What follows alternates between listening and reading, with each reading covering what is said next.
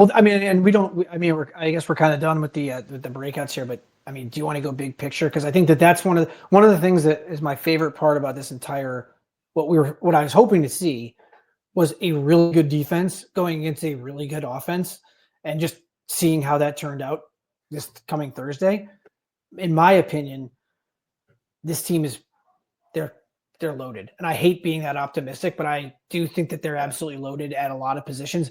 Are they going to add people? 100%. I think that there's no doubt that they add at least 5, and we'll probably see some other guys leave. We'll see who leaves, but I think this team is absolutely loaded. I'm excited to see how what happens when the bullets start flying, as they say in late August.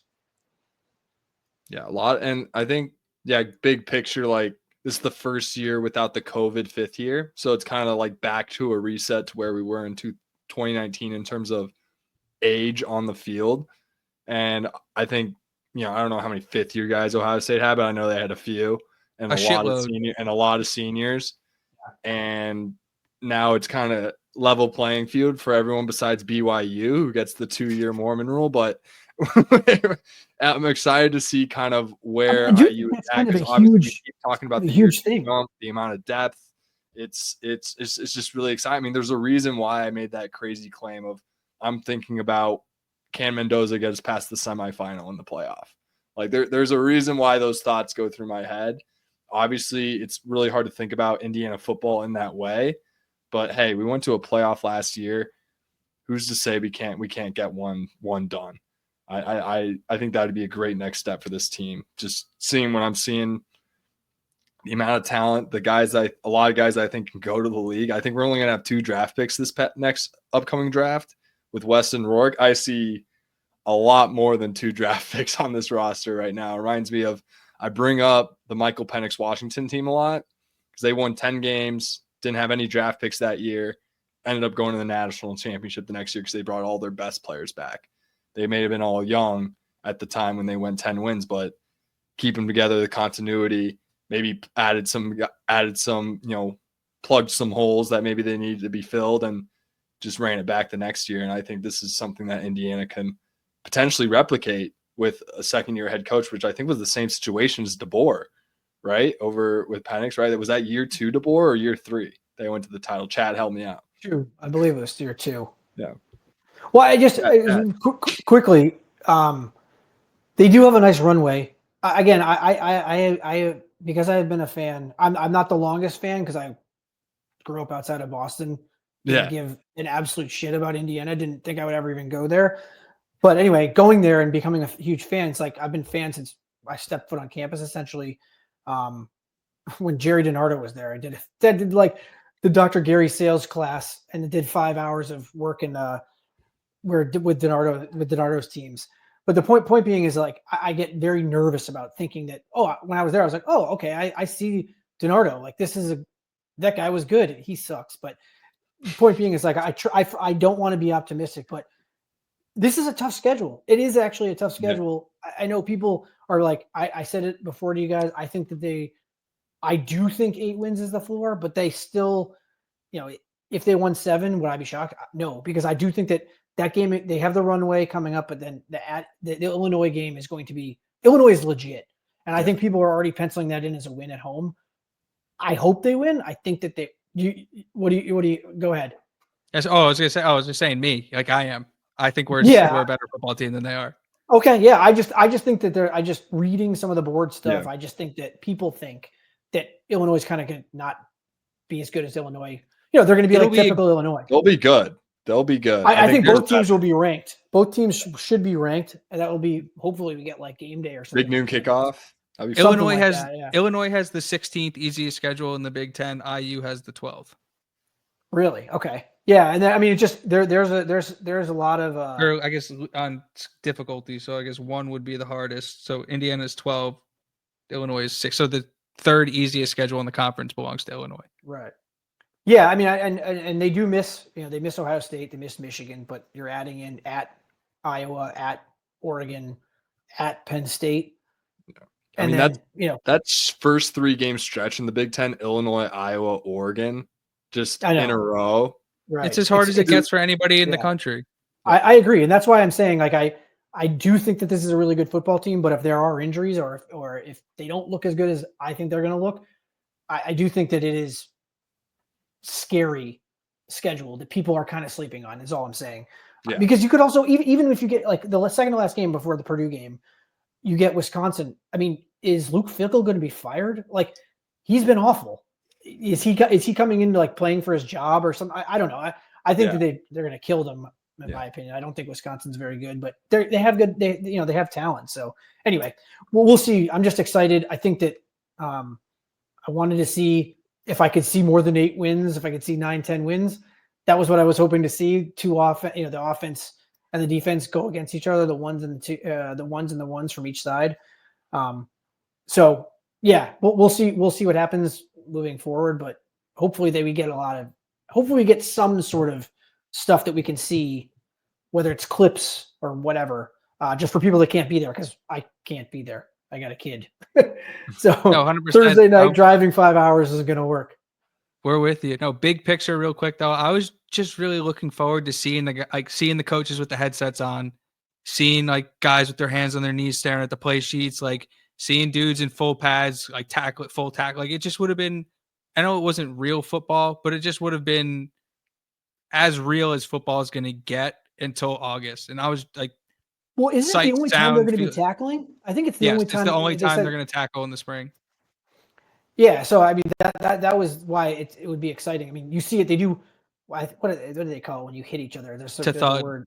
Yeah. Yes. There you go. They do that, but like this was going to be like the thing to see. So anyway, yeah, this is going to be like not necessarily game speed, but no. So it's just like seeing everybody back in action, seeing like getting those like feelings back of like what the season felt like. Like that was the exciting part. So again, we'll have to get it in clips, but yeah, no television. Yeah. Any closing thoughts on the spring game? I don't. I think just hoping. I always have closing thoughts. No injuries, because keys are ass. So yes, no injuries. Yeah, that's what I was gonna say. No injuries. Yeah, that's everyone get out of it healthy. No one get too crazy. No low shots. No, play hard coach. I think one thing with the schedule and why I feel so confident about it though is just watching. I already said the thing where I think they approach the game right. They do everything right. Game day specifically, I don't think there was a single game I can like really point out where it's like, okay, they came out flat. Like, I don't think that was the case with Ohio State. And I think Ohio State was the silent count that they read early on. And just the talent. Describe as much as I love that team. Like, oh my, Ohio State, that team's gonna have like 10 plus draft picks this year. I feel like, I mean, that team's loaded. Will Howard, I think, is a very underrated quarterback. And then Notre Dame, we got Notre Dame's best shot on the road in the playoff, in the first ever playoff game. And I was at that Notre Dame game. That place is magical. That place is weird. Like, the fact that Northern Illinois won there must have been like 75% full is probably how they pulled that off. Like, I don't see anyone winning in that place when it's bumping like it was at night. Very, very special. Like, I'll give Notre Dame their flowers there. So yeah, I'm confident because I know they're not just gonna come out flat. They're gonna come out fighting. They're gonna grind it out. We saw Michigan. We saw kind of the end of Notre Dame. Like, this team doesn't really roll over. They just don't. So I'm confident. Illinois, that stretch, Illinois, Iowa, Oregon could go disastrously. But I'm confident we're gonna pound nails and get through it. Well, they're good enough to get through. I think that's the best. I think that's the thing. Like, in years past, it's like I think that's going to end the season, and this year I think it's like that is going to make the season. That's my opinion. I mean, we'll see. Maybe things change, I guess, but like that's where Sig is like, he's not going to let. There's going to be no let up. He's going to know what to say, which is that was the thing with Tom Allen. Like, I actually love Tom Allen. He got a lot of crap. We loved. I'm a huge Tom Allen guy. I just thought that it became super stale. He didn't know what to say when things were going bad. That is just not the case with Cignetti. And some guys are built for that. I mean, he's the legit CEO of the team. He doesn't, he barely deals with the players. He deals with the coaches who deal with the players.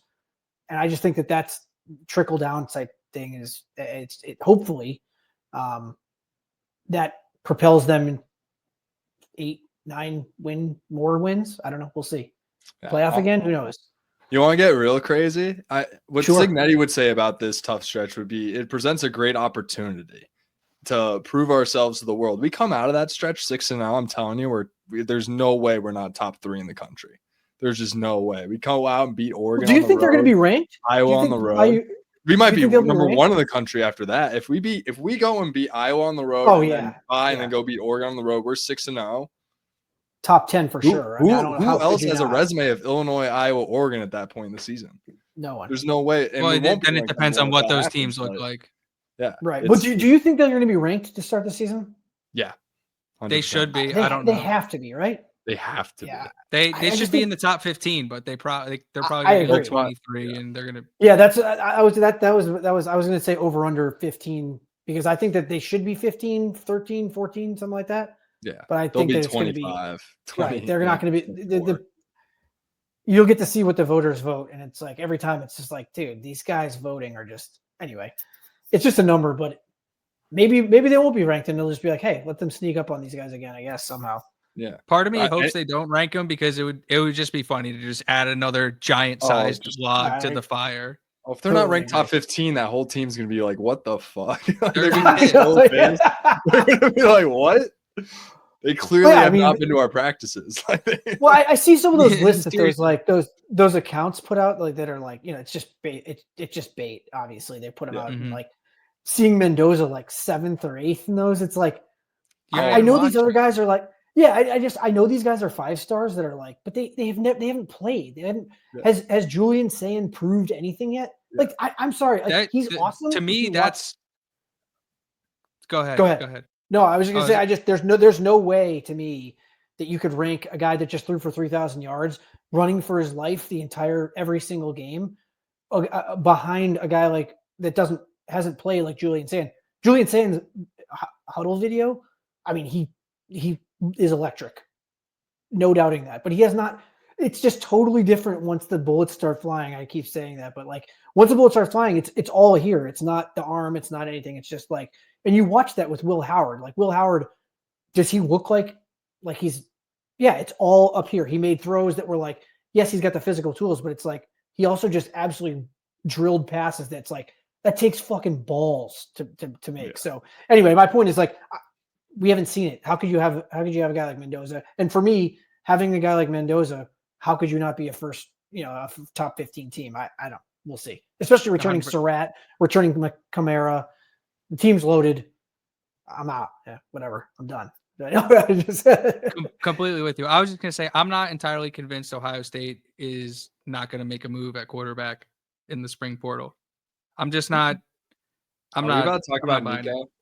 Yeah, I was going to say, like, does that not make sense? If you look at, I wish I could find it. I don't want to like. It makes perfect sense. And there's like 4 QBs that are like freshmen that were rated in this one. I think it's like CFB, whatever nonsense Twitter account, but it was like they're all freshmen or redshirt freshmen. It's like I'm not seeing it. Like I would, if I'm one of those schools, I'm looking for someone. I mean, I know Nico. They're trying to maybe make an example out of him, but that's a guy I add. I don't think he's like a top 10 pick, but I do think he's an NFL quarterback, probably. Crazy. So like it's super talented. Right. So like I don't know why you would and he's played and he's won. He took a team to the playoffs, regardless of what happened at Ohio State for Tennessee. Like he was good last year. So yeah. Good enough. Good enough. You look at his game log, you'll think a little different. No, I totally agree. I don't think he's like 220 yards. Yeah, I mean he's a game he was a game manager, but he's still he was only a sophomore, I believe. He's a redshirt freshman last year. Okay, I just SoCal quarterback, which obviously I'm a big fan of. They produce quarterbacks at the wazoo, and he's just another one to come through. You think CJ Stroud, Bryce Young in recent years, Jaden Daniels being another as well. Yeah, just a couple, top 3 picks. But I mean, he was kind of like that next guy in that rank, in a generation that goes in a legacy that goes all the way back to like Matt Leinart. And it's, he's kind of blowing it. I feel like these agents are really, or whether it's his dad or his agent, whoever's in his corner right now is leading this kid astray and really, really tanking, kind of taking away what football is really all about, which is the team, and kind of rubbing a lot of football organizations that may not even be in college the wrong way.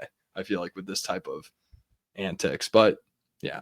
I think I got off track there a little bit. I'm with you. No, I think you were. Yeah. I agree, though. You're to tie it back to what I was talking about, because I was off track there. But like these other quarterbacks, like if I'm looking at you, I would rather have Nico. I know that Sayan is like supposed to be legit, and maybe he is. Maybe he is awesome right away. I would just rather have a guy that actually has played. Like that's the one thing that Sig showed to everybody, that it's important to have guys that can play regardless of what level it is. We didn't talk about it, but what's the kid that they brought in at Grant Wilson? They brought in Grant Wilson. He knew he was going to be a backup. He's probably going to be a coach. He was at Old Dominion. He was injured and played a little bit, but was injured.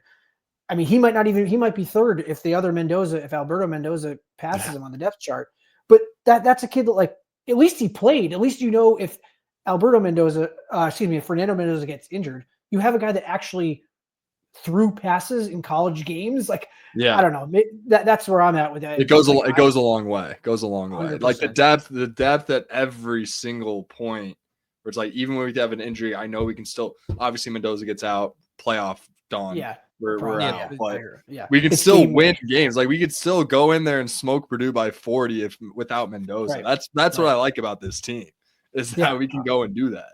Yeah, I'm very excited, and we'll see what they give us, I guess, as far as like a look at it. I'm just hopefully on the boards they talk about it, because I do want to see people's perspective, and I think there's going to be a good crowd. I hope. We'll see. I want to address John. We've told you this before. Cherry is injured. He is not taking up a roster spot. He is a correct. A coach. He's a coach. Correct. Student. He's around. He tore his ACL, like non-contact injury. Love you, John. Though. Love you. In the practice going, I believe, right? The practice into Notre Dame, I believe, for the playoff. I'm pretty sure that's when. I think he just wants more content on the Cherry situation. Is really all John's asking for. Not so much just. Oh God, John, I promise I'll do some digging, and I'll try and find something on Cherry for next week. What's your take? What's your take on Cherry? Quickly, because it seems like I like Cherry, obviously generational. I think it's huge that he's taking this gap year, because it's going to save eligibility with the emergence of Alberto Mendoza. Now he can kind of come in a year after him, kind of stay in the stable, and we'll love to see him as a 5th year, 6th year at this point with the red shirt and the waiver. What he can do as a 24-year-old senior for Indiana one day. I think that'd be awesome I agree. He's one of the guys that when he got into the game, like with the younger Mendoza, if you watched, like the younger Mendoza is just not as physical, but he has like the between the head stuff. Like you can just tell Cherry was nervous. You could tell he was like kind of panicking, and it's against Western Illinois. Like I get it. It's his first time being quarterback in college. He's a true freshman. I just think that it's for him. It's all here. Yeah. For the younger Mendoza, it's all the physical stuff, because I think he's got the this. So it's like they're opposites. It's like they're opposites. Cherry has all the tools. Like Cherry, I remember seeing Cherry in the spring game, comes out there. I'm like, holy smokes, that guy's 6'8". Like that guy's huge. He's a big dude. If you took Cherry and Alberto and smashed them together, you get some version of Fernando that's not as athletic. I totally agree. No, I totally agree. And huge arm, that kind of stuff. So,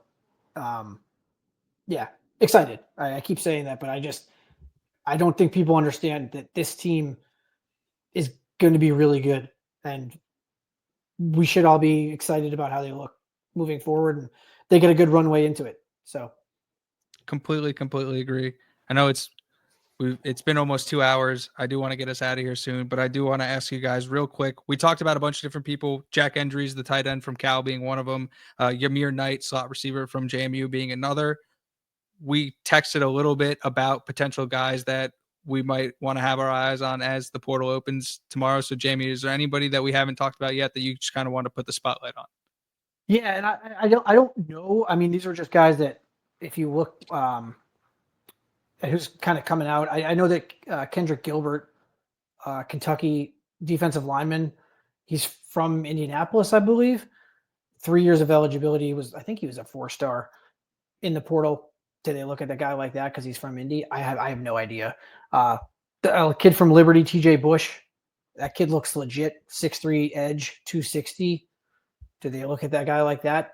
We'll see. Again, this is where I was hoping to see, and then we'll see what they do in the portal. But guys like that you guys talked about a couple of them, but yeah, Gilbert, I think, TJ Bush. I do think that they're going to have to add a receiver.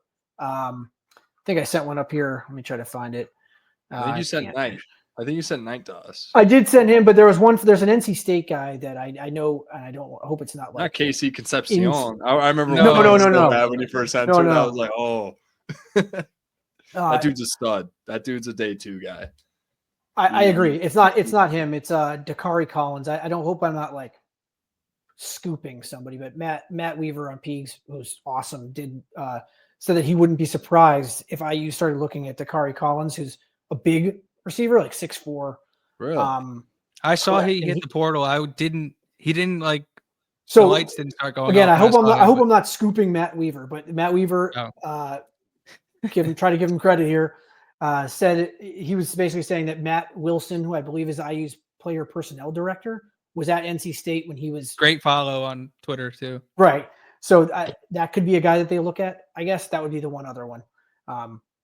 Yeah. So who knows? But we'll know a lot about what they start targeting pretty much right away, which starts tomorrow, which is always exciting. I'll create a Twitter thread. Yeah, that'd be cool. Yeah, that was super helpful last year and the year before. Well, for the portal guys and then for the class of 25 guys, because I knew I could just find it in one place on Twitter, so that was dope. Yeah, I like that you brought up D tackle and edge as like kind of the main guys you were sending us, because we've talked about it on this show, we've talked about it on previous shows. That's the room where it's like, okay, they can. It's important enough to where it's like, as much as I love you, like I need to upgrade you, type situation. So curious to see what they're able to do there. PK says edge needs to be a dog. It's almost like he missed our Ndukwe Landino breakdown earlier. But yes, obviously everyone we bring on the roster needs to be a dog. I agree. Well, I don't think that the thing with Sig is like sometimes you get those again. I don't think he would bring in anybody that isn't. Like, yeah. And if you are, then you're gone right away. You're just out. So so everyone we got on the roster is a dog. Will they ever play? I don't know. That's why they hit the portal. But that's all I got for this week, fellas. Jamie, do you have a closing statement here? No, I mean, I'm just super excited. I appreciate you guys having me on, obviously. Oh, of course. We didn't talk Red Sox, but we will have to, because they did. The reason I'm looking at my other screen over here is I had the Red Sox game going on. Sorry, I was trying to. They needed to win, so I had to. We did need to win. Oof. So big win, Walker Buehler. Hey, it's big for the pod. Big for the show. Yeah, there you go. We did find a way to sneak Red Sox into this. I'm glad there you go. Big win. I think I was looking at this before, but I'm pretty sure that Bregman was 5 for 5 with 2 home runs. So, yeah, there we go. Love that. Brad, closing statement? Another closing statement? I don't have my beautiful closing statement. So this was Indiana Hoosiers Live 25. Jamie Jordan, thank you so much. Thank you for having me, guys. Appreciate it. You can see his link down here, jamiejordan.substack.com. That is the IU Reactionary. Check him out. Check him out on Twitter too. It's at Jordan Jamie. Don't be confused. Check us out on Twitter. Check out Brad. The other one. Go Dodgers, John. Go Dodgers. Oh, Judge dropped the ball. Start spreading the news. At Bradley_Loomis8. You can follow me at Alec Keyser. Check out the Voice of College Football Indiana on Twitter. We have a channel. It's Indiana VOCFB. Go to YouTube, subscribe, like the channel, share all that stuff. We appreciate everybody listening. We'll be back next week talking Indiana football. I want to be a part of it. New York, New York. I was singing that. See you guys next week. See you.